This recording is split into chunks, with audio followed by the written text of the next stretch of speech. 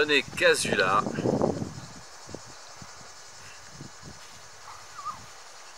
un mec de l'USPEG qui a commencé l'athlétisme, on va commencer par le début, qui a commencé l'athlétisme sûrement dans les années 69-70 avec l'Athletic Club Phocéen. Et à l'Athletic Club Phocéen, j'étais un camarade de club aussi à Vernochet-Dominique. Je profite pour le dire maintenant, je l'ai battu Dominique sur un cross de l'ACP. Mais bon, après il est devenu champion de France. Peu importe, bon, ça n'a aucune importance maintenant. Qu'est-ce que je veux dire encore? Moi, je commençais l'athlétisme à l'ACP avec Monsieur Coste, c'était mon voisin de palier quand j'étais au Parc Aliste à Marseille. Puis comme mon frère faisait l'athlétisme, il m'a dit bah, tu viens me faire un cross. Puis j'ai fait un cross et puis ma foi j'ai terminé second du cross. Tout le monde dit ah, il est bon le petit casu. Et j'ai enchaîné, puis j'ai pris beaucoup de plaisir à faire de la course à pied avec l'ACP. Ensuite j'ai déménagé et je suis allé habiter à Herbel. Et là je me suis entraîné une année avec Philippe Eouzan et tous les malades du club de l'USPEG, dont Bruno, Maurice, Duira, enfin je ne me rappelle plus exactement à qui je m'entraînais. Et puis en m'entraînant pendant un an avec Philippe, non pas Philippe, Eouzan, Richard Eouzan. Ah putain, je ne les énumère pas parce que sinon après je vais en oublier un aussi, Grégory et tout, fait toute la clique. J'ai été champion de Provence du 1200 mètres. J'avais les couleurs de la CP, mais je m'entraînais avec l'USPEG. Et puis M. Gosse, à la fin de l'année, me dit qu'est-ce que tu fais? Tu restes à la CP ou tu vas à l'USPEG? Je dis ah, j'ai trouvé ma famille là-bas. Ma famille avec monsieur Adrien Flayol, grand personnage. Et là-bas, non seulement j'ai rencontré un bon club techniquement, mais surtout socialement et pas socialement, comment dire, c'était une famille, vraiment une famille. On s'entraînait, on s'amusait, ben, c'était très ludique, c'était magique. Et c'est maintenant, après plus de 40 ans, j'ai pratiquement beaucoup appris. Au niveau des valeurs, entendre le vent, au niveau des valeurs humaines, au niveau des valeurs amicales, au niveau des valeurs, des belles valeurs, qui ne sont surtout pas des valeurs financières. Les valeurs humaines avant tout, on mettait l'athlète avant ses résultats. Ce qui compte, c'est avant tout l'athlète. Puis après, bon, les résultats sont venus aussi.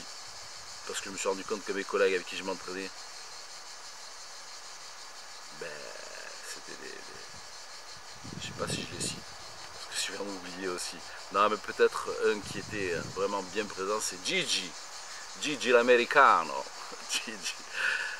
Salut Jean-Jacques. Et Bonifay aussi. Puis après, il y avait tout le reste. Ben, Bruno. De toute façon, Bruno était toujours là aussi. On a même combattu tous les deux. Oui, sur le 1200. Sur le 1200, ouais. Mais il avait un an de retard par rapport à moi, donc j'étais plus fort. Mais bon. Et ça a été donc la partie demi-fond que j'ai fait avec l'USPEG pendant un an, un an et demi. Ensuite, je suis allé m'entraîner avec Max et Jeff. Et là, les résultats ont commencé à venir aussi sur 250 mètres haies. Sur 250 mètres haies, avec qualification au championnat de France.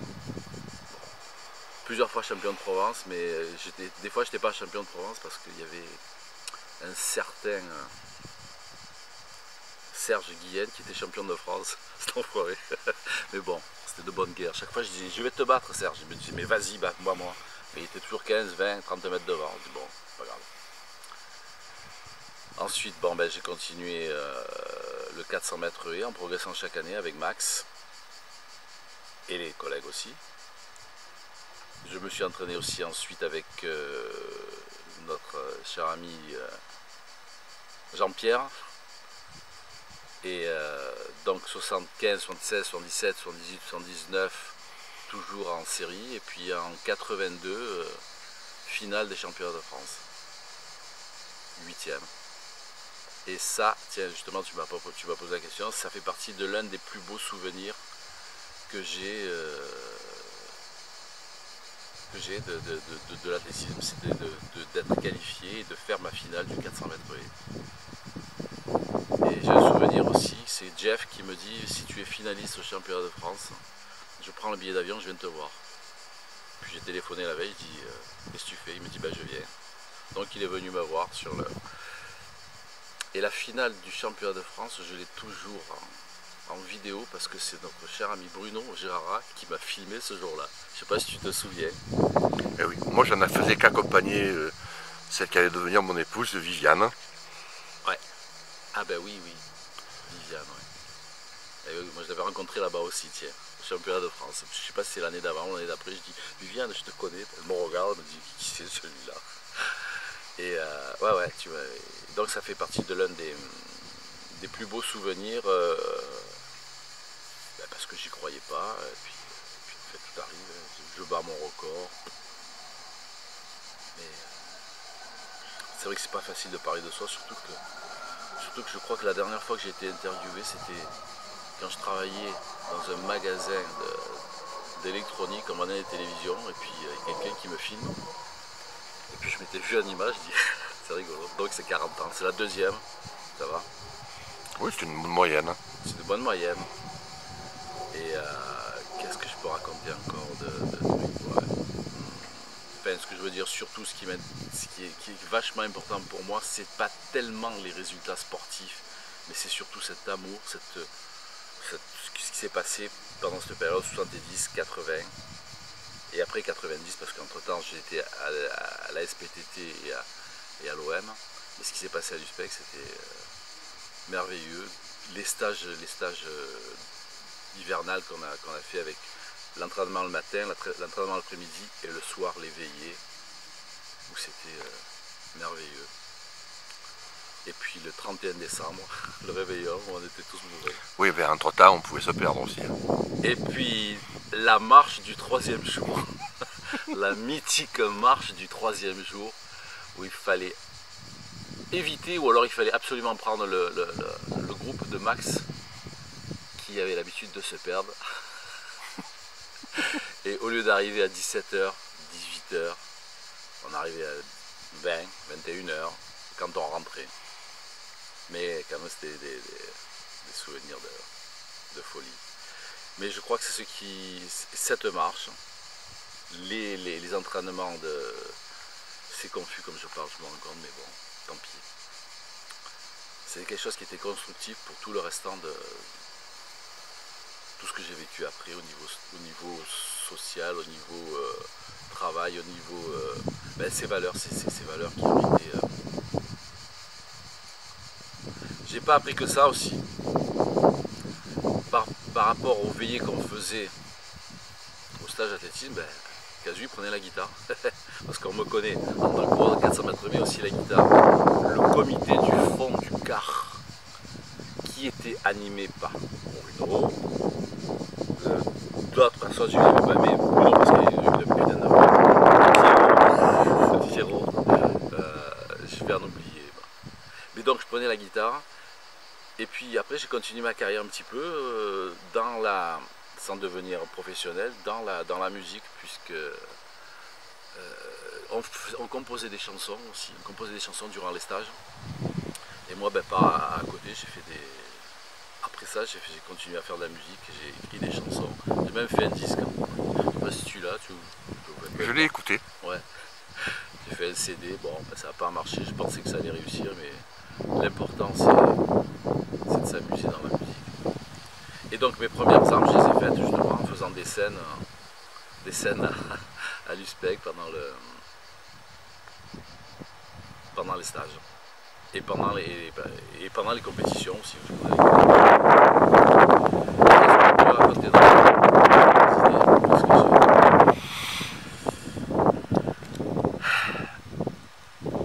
Des personnages qui t'ont marqué plus que d'autres Les personnages qui ont été... oui. Parce que c'est vrai que je dois remercier avant tout, c'est Adrien. Parce qu'Adrien, lui, c'est lui qui était en haut. Puis les entraîneurs que j'ai eus, Richard Elouzan, Max Sebio, Jean-Pierre Achilly, Lucas, Lucas qui me faisait les programmes. Qui sera présent le 14 septembre. Non, ah bah super. Lucas, Richard, hein, c'est ça, Richard Lucas. Et après, je me suis entraîné à l'SPT avec un des meilleurs entraîneurs, paraît-il, je me rappelle de la SPTT, je n'ai plus son nom. Moustachu, des cheveux longs à l'époque. Ben, ça n'a pas été. Parce que c'est bien le côté technique. C'est très bien la partie technique. Mais il y a aussi le côté humain. Et ça, si tu as la technique, mais tu n'as pas le côté humain, ben, c'est difficile. Je ne dis pas qu'il était mauvais au niveau humain, c'est l'entraîneur de la SPTT, mais il y avait ce petit plus qui fait que... Et tu as vécu une expérience à l'étranger alors? Ouais. Enfin, à l'étranger pour nous, oui. Chez toi pour toi. Oui, oui, parce qu'en 95, je suis allé vivre pendant 5 ans en Sardaigne. Et puis, ben, j'ai essayé de transmettre ce que j'ai reçu à l'USPEG. Donc, je me suis occupé d'athlètes. Alors là, j'étais entraîneur de tout. J'entraînais le javelot, le poids, le saut en hauteur, les haies, le sprint et le demi-fond. On m'a dit, ben, tu t'occupes de toute une équipe. Bon, ben, je me suis débrouillé. Mais ce que j'ai réussi de leur transmettre avant tout, c'est justement ces valeurs. Qui, eux, ils étaient surpris de voir un entraîneur qui pouvait être copain, mais rigide quand même dans le truc. Et puis c'est vrai que je vais te raconter ce que j'ai raconté tout à l'heure.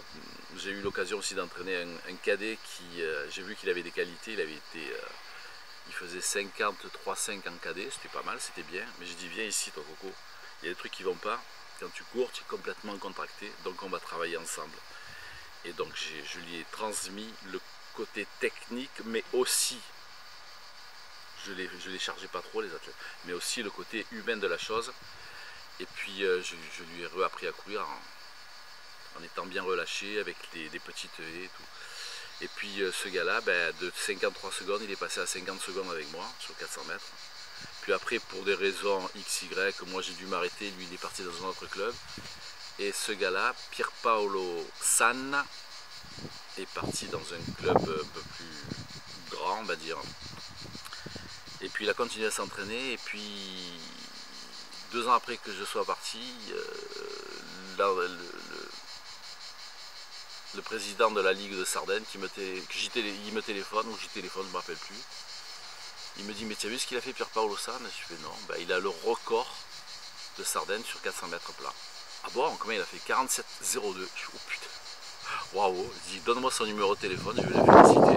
Je téléphone à Pierre-Paul, je fais putain Pierre-Paul, putain bravo. Hein. Et ce petit con de Pierre-Paul, il me dit, mais c'est grâce à toi. Et je dis non, Pierre-Paul. Bon, moi j'étais flatté, ça me faisait plaisir. Je dis, mais c'est grâce à toi aussi parce que tu as bossé pour ça. Il me dit, ouais, mais si tu m'avais pas montré ce qu'il faut faire, au niveau technique, mais au niveau humain aussi, il aurait peut-être jamais réussi. Bon, il s'est arrêté à Car. Il a été peut-être international 2 fois, peu importe. Mais ce qui m'a fait surtout plaisir, bon, c'est le résultat, parce que c'est vrai qu'on fait l'athlétisme pour avoir des résultats. Mais c'est qu'il a, lui, à son niveau, et essayé de continuer à transmettre ce que moi, j'ai reçu, en tout cas, de l'USPEG, ses valeurs. Mais c'est pas simplement celui-là qui m'a... Parce que je parle de Pierre-Paul San, mais je t'ai pas parlé aussi de notre collègue qui, lui, était entraîneur d'escalade. Il me dit, mais j'ai utilisé les techniques que tu utilisais en athlétisme pour l'escalade. Je dis, mais comment tu as fait? Il me dit, non, mais je me suis débrouillé, je me suis arrangé pour ça et ça. Donc ce que j'ai reçu de l'USPEG, j'ai essayé de le transmettre. Et là, maintenant, en Sardaigne, il y a un entraîneur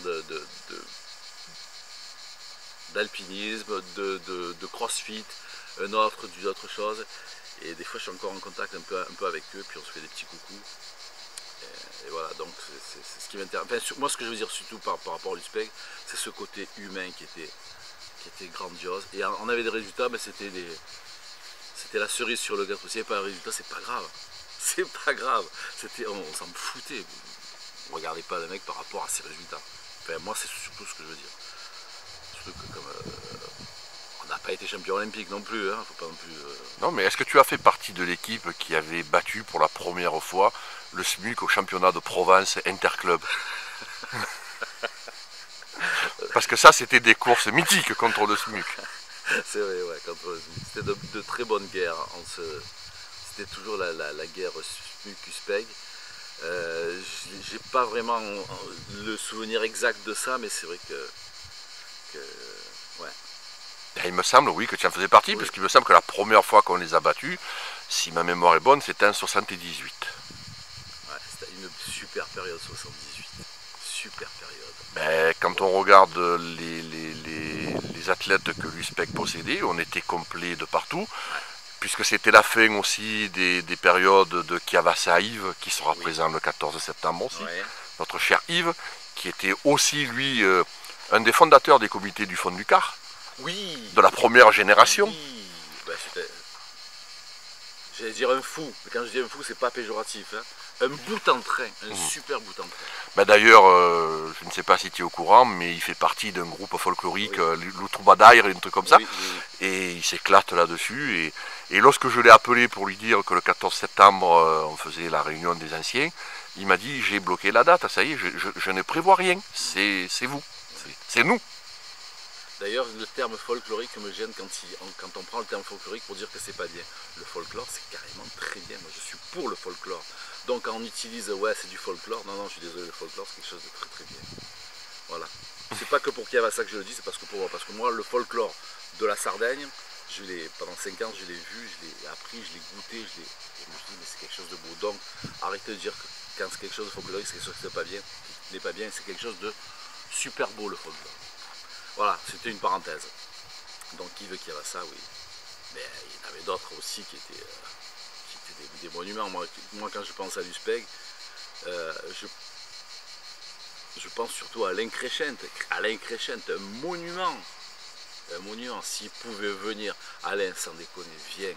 Viens. Ouais, tu me reconnais pas, j'avais des cheveux et une moustache et j'étais maigre. Mais bon, moi quand je vois Bruno, c'est toujours un minot. Hein. Il est toujours Benjamin deuxième année pour moi. Hein. Mais avec la TVA en plus.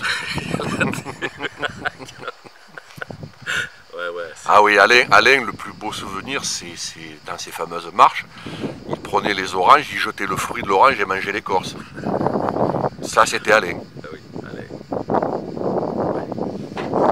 Alain, tête d'ours, il se reconnaîtra tête d'ours. Ouais. C'est une génération dorée. Ouais. Quelle chance. Dans la mentalité, dans l'esprit, dans la combativité, dans la vie associative, dans la vie tout court. Comme tu as dit, René, les résultats, c'était secondaire. C'était important, mais c'était pas le plus important. Ils étaient là, on était contents. Oui, l'humain avant tout. L'humain surtout avant tout. Et j'ai continué avec ça, avec ces valeurs. Dans les autres clubs, dans la vie, ce qui compte, c'est toi. C'est toi.